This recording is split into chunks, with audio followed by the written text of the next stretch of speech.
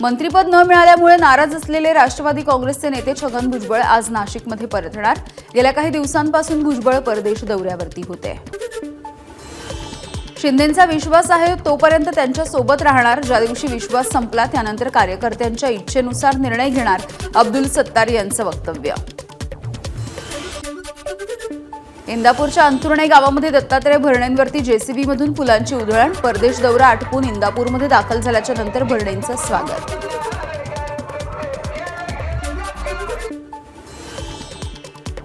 ठाकरेंच्या शिवसेनेचे माजी आमदार राजन साळवी येत्या 2 दिवसांमध्ये भूमिका मांडणार।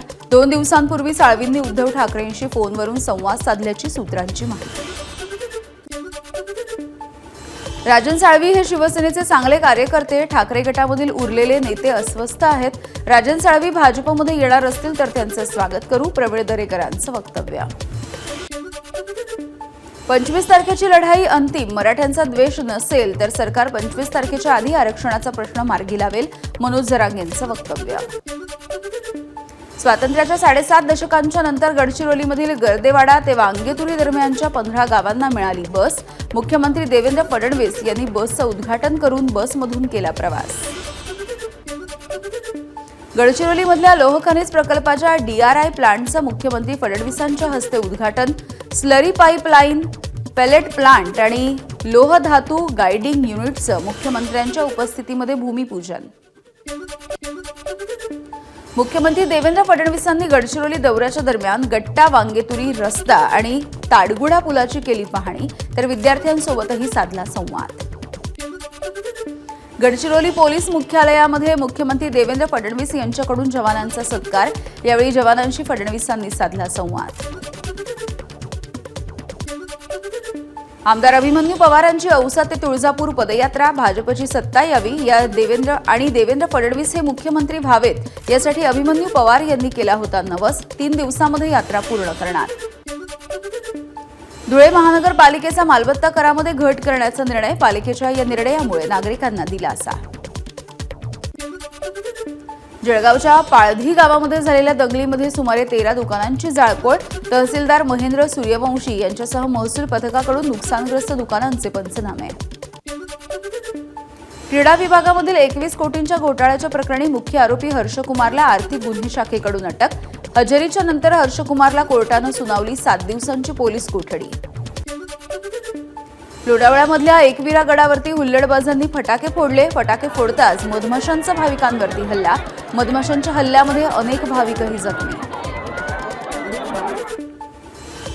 जळगावमध्ये 7 वर्षीय मुलाचा अपघातामध्ये मृत्यू झाल्याच्या नंतर महानगरपालिकेला जाग। कालिका माता मंदिर परिसरामध्ये राबवली अतिक्रमण हटाव मोहीम। सांगलीच्या विटा शहरामधील यशवंत नगरमध्ये फटाक्यांच्या गोडाऊनला आग। आगीमध्ये एका वृद्ध महिलेचा होरपळून मृत्यू, 5 ते 6 जण जखमी। फटाके तयार करत असताना स्फोट झाल्याची माहिती। रोह्यामधल्या धाटावमधील ह्युबॅक कंपनीच्या गोडाऊनला भीषण आग। आगीमध्ये कंपनीचं मोठं नुकसान, कोणतीही जीवितहानी नाही। नागपूरमध्ये पोटच्या मुलानं केली आई-वडिलांची हत्या। खसाळा कॅम्पसमधील घटना। शिक्षणामध्ये अपयश येत असल्यामुळे पालकांनी अभ्यास सोडून शेती करण्याचा सल्ला दिला। या रागामधून आई-वडिलांची हत्या। भावाभावामध्ये सुरू असलेलं भांडण सोडवण्यासाठी गेलेल्या मित्राची हत्या। सांगली जिल्ह्यामधल्या वाळवा तालुक्यामधल्या पेठमधली घटना। न्यायालयानं आरोपीला 2 दिवसांची पोलीस कोठडी सुनावली। नाशिकच्या पेठ पोलीस स्टेशनच्या हद्दीमधल्या ननाशी गावामधल्या प्राथमिक आरोग्य केंद्राच्या नजीक पूर्ववैमनस्यामधून एकाचं मुंडकं छाटलं। सुरेश बोके, विशाल बोके मुंडकं आणि हत्यार घेऊन पोलीस चौकीमध्ये हजर।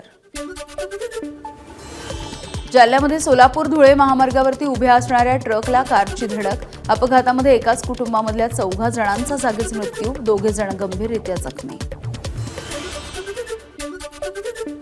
अक्कलकोटमध्ये दर्शन घेऊन गाणगापूरकडे निघालेल्या भाविकांच्या गाडीचा अपघात आणि ट्रकचा मेंदर्गी इथे अपघात। 4 जणांचा जागीच मृत्यू तर 7 जण गंभीररीत्या जखमी। वाशिमच्या कारंजामधील नरसिंह सरस्वती स्वामी महाराजांच्या 725व्या जन्मोत्सवाला सुरुवात। 13 फेब्रुवारीपर्यंत विविध कार्यक्रमांचं आयोजन। वर्ध्याच्या रसूलबादमध्ये मनसागीर महाराजांच्या यात्रेचा महोत्सव. दिंडीच्या सोहळ्यामध्ये 160 भजनी मंडळ सहभागी. यात्रेसाठी भाविकांची गर्दी. नवीन वर्षाच्या पार्श्वभूमीवरती साईबाबा संस्थानचा नवा उपक्रम. सामान्य साई भक्तांना मिळणार व्हीआयपी आरतीचा लाभ. सामान्य दर्शन रांगेमध्ये अग्रभागी असणाऱ्या पहिल्या 2 भाविकांना मिळणार व्हीआयपी आरतीचा मान.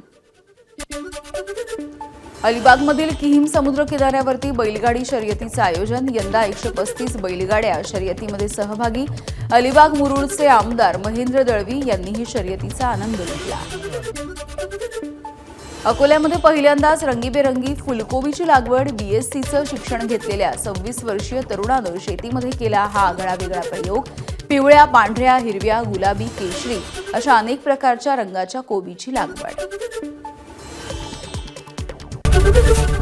एबीपी माझा, उघडा डोळे बघा नीट.